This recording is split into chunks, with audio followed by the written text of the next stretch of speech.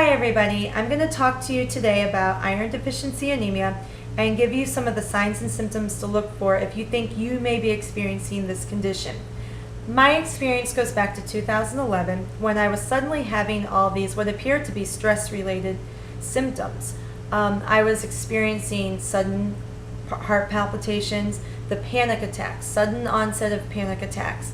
They came out of nowhere and they were really it was hard to go through that because it was affecting how much I wanted to go out and be in public situations because I often felt dizzy in large open areas and crowds.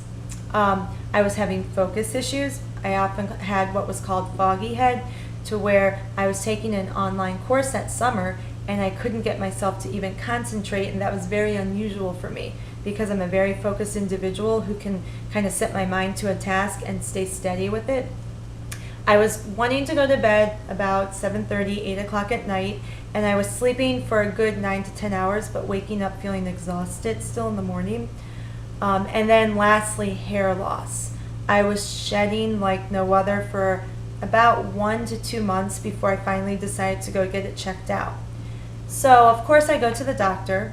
He spent 3 to 5 minutes hearing my symptoms, kind of judging me and wanting to prescribe me an anxiety pill, telling me I was simply stressed out, which that could have been the case, no question. I had some work issues going on at that time that were really affecting me, and stress will deplete the body of some vitamins and minerals probably quicker than if your stress levels were low. But he summed me up a little too quickly and wanted to send me on my way. So I went home, did my research. There was no way I was taking any of those anxiety and depression pills. The side effects were far more than the positive results of them, in my opinion. That's my opinion, but I didn't want to experience any of that. So I went to another doctor who was considered a naturopathic doctor. And I thought she was going to be able to help me a little bit more, but she too, they both were focusing on my cholesterol, and they weren't really trying to help me out with my issue at hand, which was something was wrong. I was having muscle spasm, I was having concentration. I really felt like emotionally I was a basket case, and I was like, something's wrong. I would often describe my muscle spasms and just kind of how I felt on the inside as very jumpy, and I kind of kept moving because I felt dizzy often and just kind of in big open areas, very dizzy. I remember that.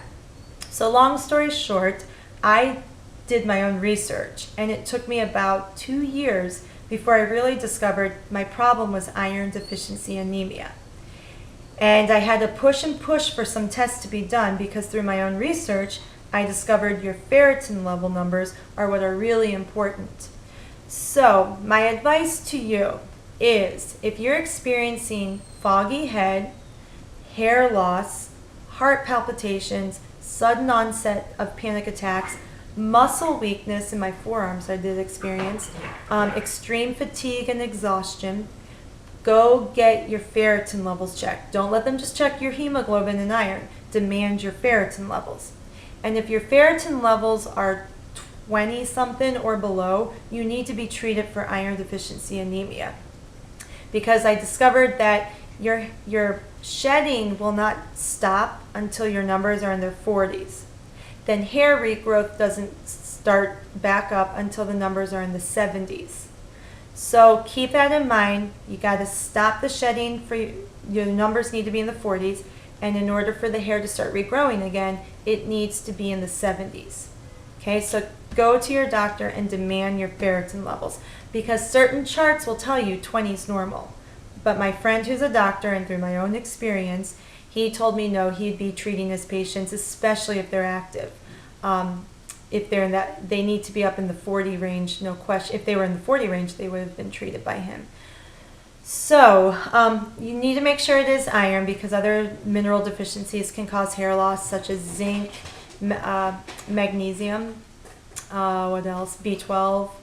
And your thyroid. Your thyroid can be an issue. So definitely get a CBC and a metabolic write-up, but demand that you get these things tested, because don't let them brush it off as you're just getting older. It's what comes with age because your hormones are changing. And yes, all of that can be added in, but it's better to check off that it's not an iron deficiency problem or another mineral before it gets worse, because I could have been taking that anxiety pill and it would have made me calmer, but my hair still would have been falling out and I still would have been having the muscle spasms and all the other symptoms. So it would have just masked the issue.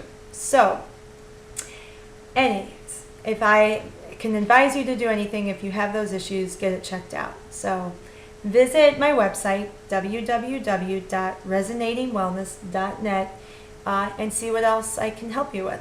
But until then, I hope you have a really good day, and talk to you later. Bye.